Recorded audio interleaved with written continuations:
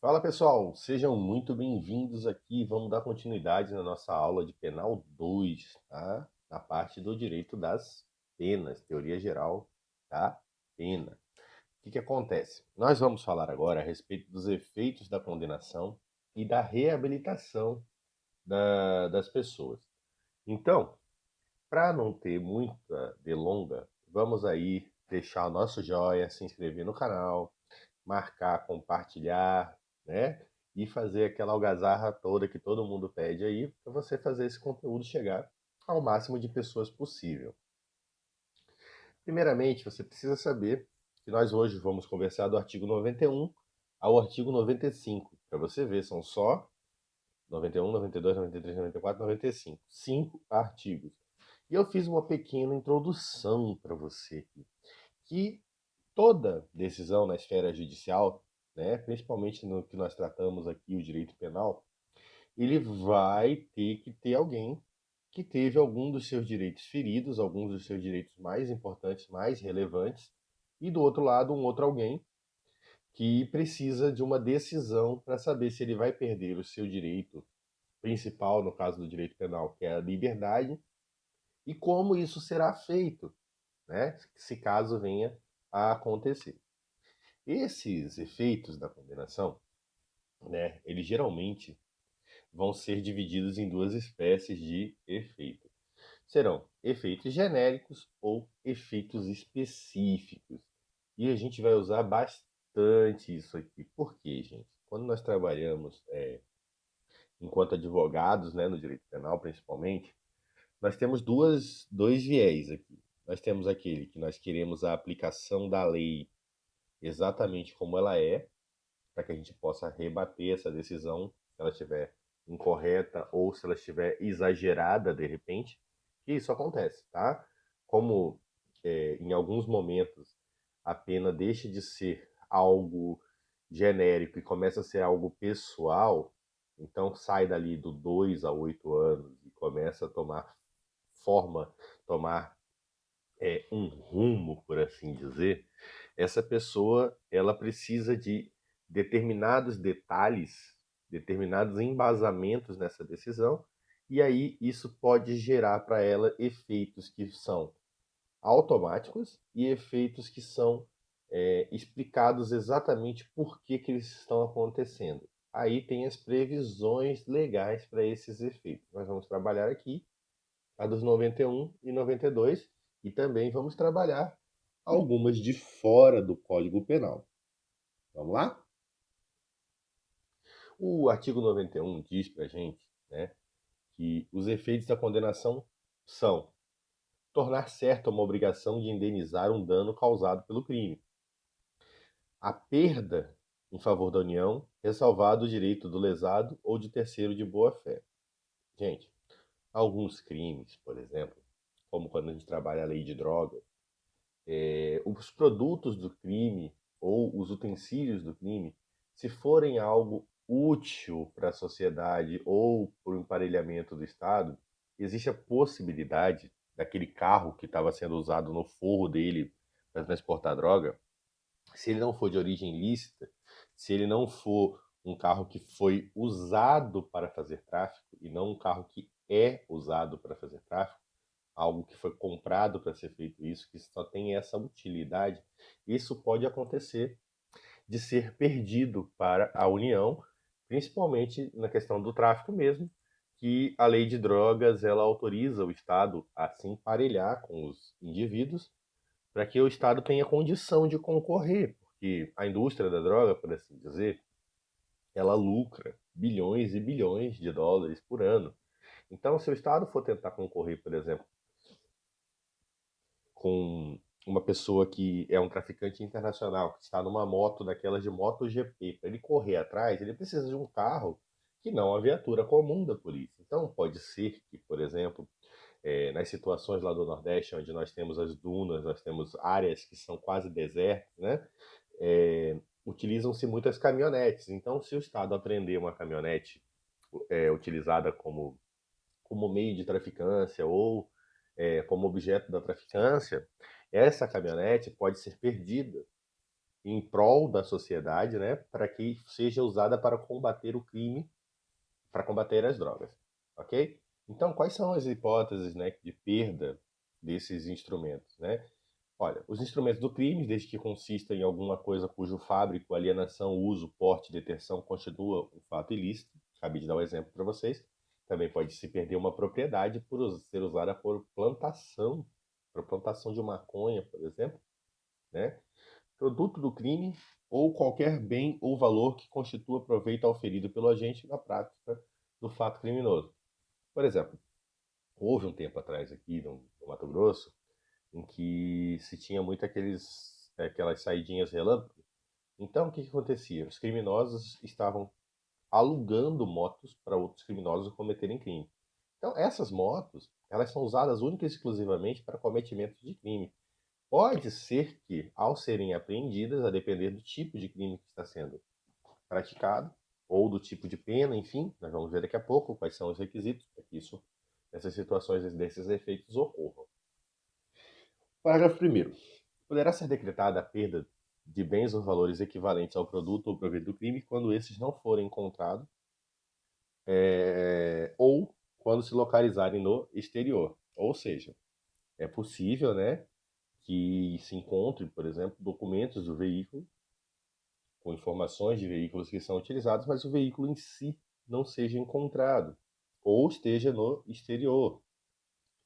Na hipótese do parágrafo 1º, as medidas asseguratórias previstas na legislação processual poderão abranger bens e valores equivalentes do investigado ou acusado para posteriores decretação de perda. Veja bem, é possível, né, que sejam sequestrados, arrestados, né? Tem aqueles institutos lá do direito penal, do direito civil de medidas assecuratórias, para que esses bens sejam congelados ou como é que eu posso dizer? Sequestrados, arrestados, dependendo do tipo de bem, se for bem móvel ou bem imóvel, para que esses bens não sejam desfeitos, né? E aí o Estado, depois da aplicação, quando chegar ao final do processo, o juiz vai decidir se aquilo teve afetação ou não para poder retirar isso. Então fica ali como segurança do Estado guardado para que para que esse bem não seja perdido com o tempo ou com uma ação maliciosa do ser humano tentando fraudar, né, tentando se desfazer do bem, para que isso não ocorra, para que ele não perca esse bem.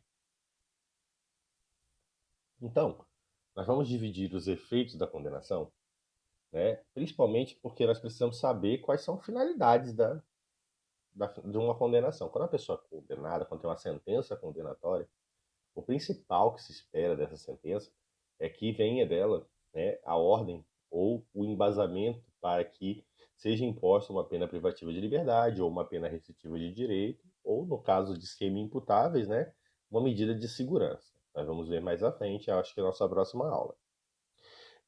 Um efeito secundário da condenação, né, ou melhor, uma finalidade secundária da condenação, é que essa condenação, esse efeito, ele pode ter uma natureza penal. Por exemplo, se essa decisão que condena a pessoa fará com que essa pessoa seja considerada um reincidente, quer dizer, ele já tem uma condenação anterior, né, praticada antes da data dessa condenação aqui, praticada antes uma decisão anterior, transitada em julgada antes da data do cometimento desse novo crime, certo? Se essa pessoa for considerada reincidente, lá pelo artigo 63, ela vai acabar perdendo a concessão do seu SUSIS. Ele não será concedido a essa pessoa, como nós vimos na aula passada ou retrasada. Se essa pessoa for condenada, se essa decisão for de uma condenação por crime doloso, essa decisão pode revogar um SUSIS que já está sendo aplicado. Se essa condenação for de uma pena restritiva de liberdade, o livramento condicional será revogado obrigatoriamente, como nós vimos na nossa atividade da aula passada. Se essa condenação, se essa decisão, né, tiver o prazo da prescrição da pretensão executória, ele vai ser obrigado, né, a aumentar em 1/3 essa situação por força do artigo 110 do seu CP. Veja bem, então, a depender a depender da condenação, o indivíduo poderá adquirir um novo status dentro do sistema, e a depender desse status que ele adquirir, de reincidente, dependendo da pena que ele receber, ele vai ter acesso a alguns institutos que nós estudamos até agora, os institutos despenalizadores, ou essa pessoa ficará impedida de ter acesso a institutos que são benéficos a ela, como nós podemos ver, o SUSIS, né, ou o livramento condicional. Tem outra natureza, além da penal, que pode ser a natureza extrapenal. E essa natureza extrapenal, essas condenações de natureza extrapenal, elas podem ser genéricas, específicas ou vir de fora do Código Penal. Quando essas condenações forem genéricas, o que significa? Que elas dispensam uma expressa modificação, uma expressa motivação. O que isso significa? Significa que a pessoa foi condenada, o juiz não precisa dizer na sentença que isso aqui vai acontecer. Em alguns casos, ele precisa dizer na sentença: olha, perderá o cargo público. Não. Não poderá se eleger nas próximas duas eleições, ou seja, por tanto tempo. Enfim, esses casos aqui, eles não precisam de motivação na sentença, ou seja, o juiz simplesmente condena a pessoa e isso aqui acaba acontecendo de maneira automática, né?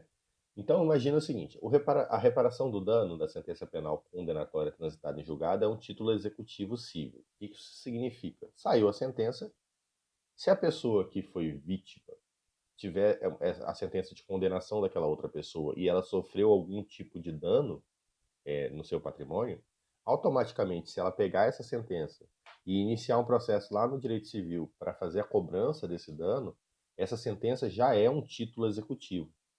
Ela não precisa que o juiz diga: olha, essa sentença aqui vale como título executivo, vale como um título para você executar, vale como um título para você ir ao Poder Judiciário e isso ser uma prova cabal de que você tem direito a ter aquele patrimônio da outra pessoa.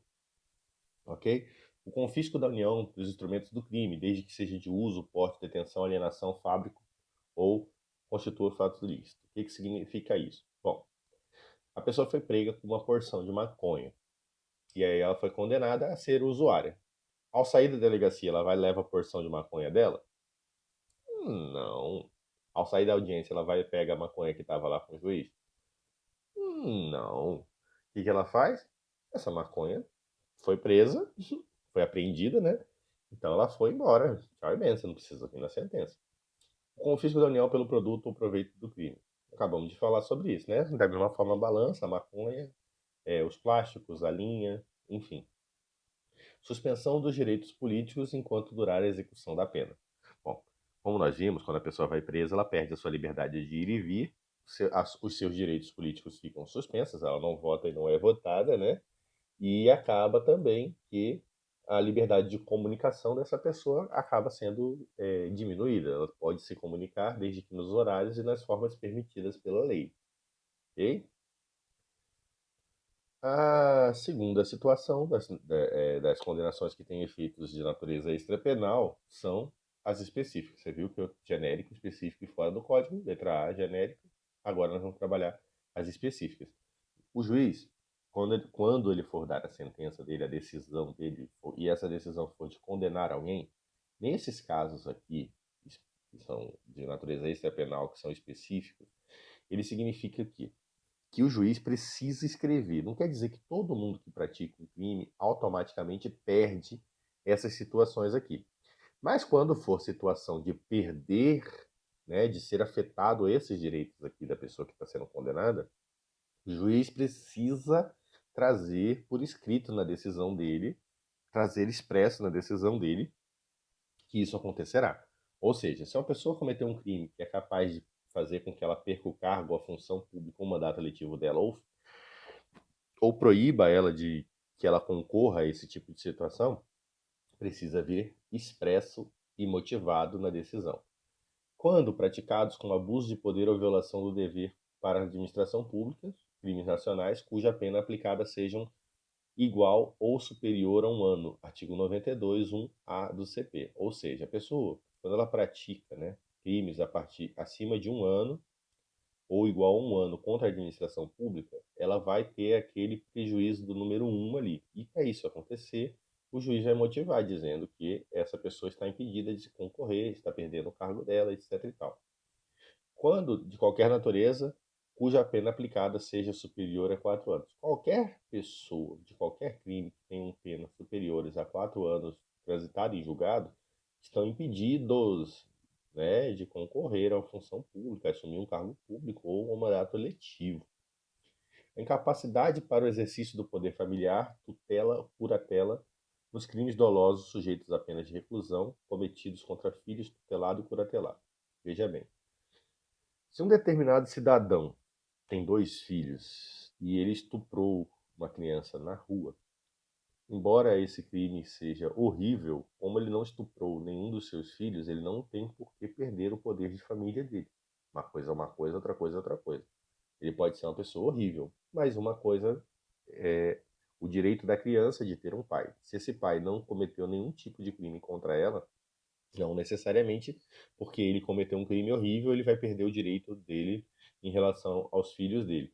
Então, se for um caso em que essa pessoa comete um crime contra o filho, um crime da natureza que é capaz de retirar esse pátrio poder, como eu acabei de dizer, pátrio poder não, desculpa, gente, poder de família, pátrio poder não existe mais. Então essa pessoa precisa vir por escrito que essa pessoa não é mais, né, que foi cassado isso, que foi extinto esse poder familiar. Porque se essa pessoa for perder o direito de dirigir, ficar inabilitada para dirigir, desde que o crime seja doloso, né, geralmente, se essa pessoa, por exemplo, é o piloto de fuga ou se ela usa o carro para cometimento de crime, essa pessoa terá a sua direção, a sua inabilitação decretada.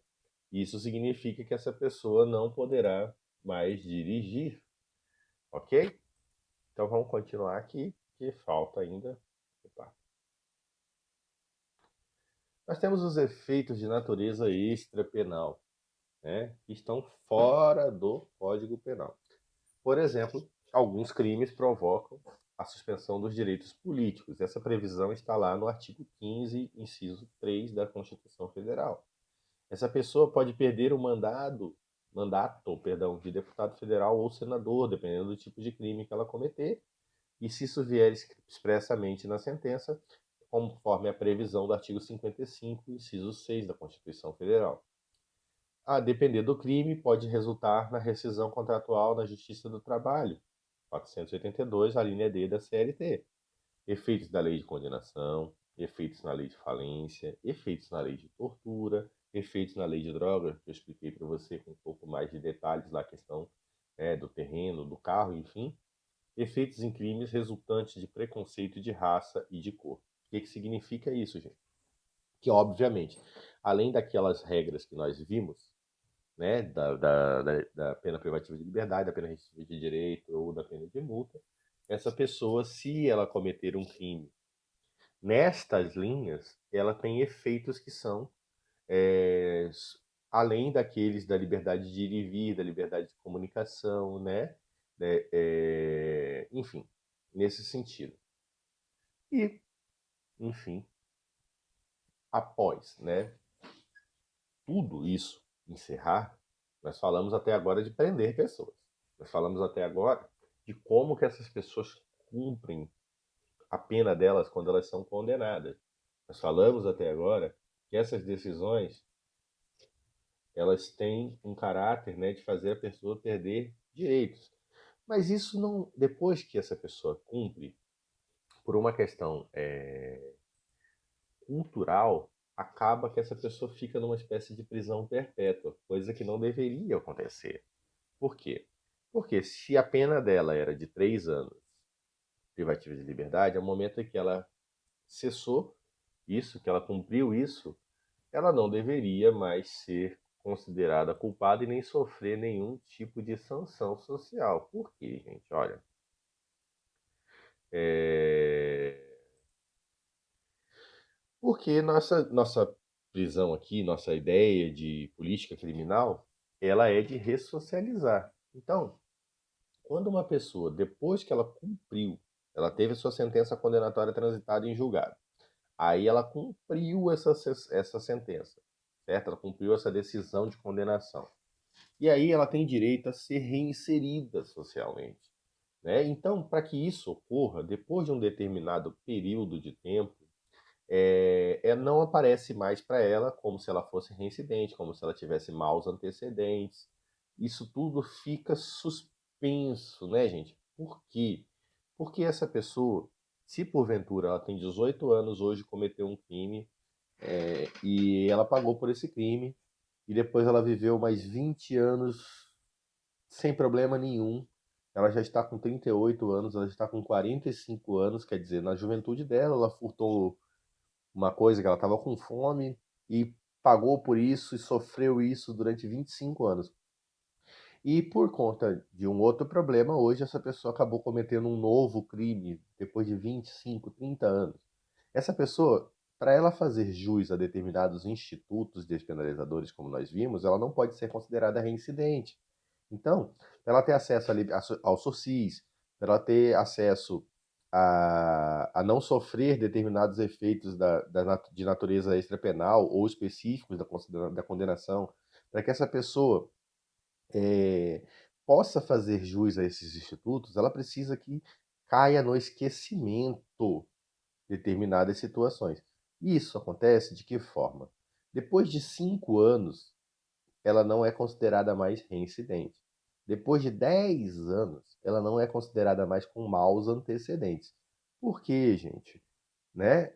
Porque essa pessoa tem o direito de se ressocializar. Se ela não cometer mais nenhum crime na vida dela, ou depois de muito tempo ela precisar responder por uma situação criminal, ela vai ter direito novamente a benefícios despenalizadores. Isso tudo aqui que eu estou falando para você vai vir declarado, né, na sentença dele, que foram cumpridas essas penas, que foram extintas essas penas. Essa pessoa vai sair com um papelzinho lá da decisão de reabilitação. Então, a ideia da reabilitação é buscar reintegrar essa pessoa à sociedade, né, e colocar essa pessoa numa posição jurídica de primariedade, por assim dizer, vamos falar em grosso modo, que ela detinha antes de viver toda essa saga judicial criminal que ela viveu até chegar a esse ponto. E aí, gente, quais são as funções da reabilitação? Bom, conforme lá no artigo 93 do seu Código Penal, é assegurar ao condenado o sigilo dos seus registros sobre o seu processo e condenação. A segunda situação é suspender condicionalmente os efeitos dessa condenação. Ora, se essa pessoa está com algum tipo de sursis, de livramento condicional e tudo mais, e acabou a pena dela, precisa ser suspenso isso. Com a reabilitação, ela vai ter uma autorização do Estado, né? Ou seja, vai ter uma declaração do Estado de que tudo acabou. Qualquer pessoa pode requerer a reabilitação? Bom, desde que ela tenha os requisitos que nós já vimos, basicamente, tudo que a gente vê aqui tem a situação objetiva que está na lei, e depois nós vamos olhar a pessoa que está recebendo a aplicação da lei, para ver se essa pessoa condiz, né, dentro daquele princípio da individualização da pena, para ver se essa pessoa possui ou não os requisitos para fazer jus a determinados benefícios. O caso aqui, o requisito objetivo é que, transcorridos 2 anos do dia que tiver sido extinta a pena ou terminar a sua execução, ou seja, o cara foi lá assinar a última vez, ou ele foi colocar, ele cumpriu toda a pena dele, exatamente 2 anos após, ele pode pedir que seja declarada a reabilitação dele, seja reconhecida essa reabilitação dele. Nos casos dos crimes que tem reparação de dano, né, salvo se essa pessoa se for impossibilitada de fazer essa reparação do dano até o pedido ou a prova da renúncia da vítima ou novação da dívida, essa pessoa poderá fazer jus à reabilitação. O que isso quer dizer, gente? Nos crimes que a pessoa é condenada a reparar o dano, ela, enquanto não repara esse dano, ela não terminou de cumprir a sua pena. Por exemplo, os crimes contra a administração pública, para a pessoa progredir de regime, ela precisa reparar o dano, então ela não progride. Salvo se for impossibilitado de fazer. Por quê? Nós não podemos prender as pessoas por serem pobres ou por estarem pobres. Parece uma baita de uma sacanagem, né? O cara desvia a grana, gasta toda a grana e agora ele não tem dinheiro. Então ele não precisa pagar porque nós não podemos manter pessoas presas por conta de dívidas civis, por conta de obrigações financeiras. Só aqui no Brasil. Os requisitos subjetivos, né? Aí agora o sujeito precisa dizer pra gente. A pessoa precisa estar domiciliada no nosso país 2 anos após a extinção da pena. Nós não fazemos extinção de pena e nem declaramos reabilitação de pessoas que moram no exterior. Essas pessoas não deveriam nem estar lá fazendo nada. Deveriam estar aqui no país cumprindo com suas obrigações. O comportamento público e privado dos 2 anos posteriores à extinção da pena. Ou seja, vai ser verificado se essa pessoa não é porque ela não foi pega cometendo um crime que ela não está cometendo crime, né? Vamos verificar com quem ela está andando, vamos fazer uma investigaçãozinha para ver se ela está participando de organizações, né? Então, é necessário que essa pessoa tenha aquele bom comportamento, que ela demonstre que ela vem tendo uma vida de ressocialização. Porque, por exemplo, às vezes a pessoa está nessa reabilitação, nesse período de reabilitação de 2 anos, e ela não está respondendo por crime porque ela está só com maconha, por exemplo. Está toda hora indo para a delegacia por conta de uso. Essa pessoa não será presa? Não.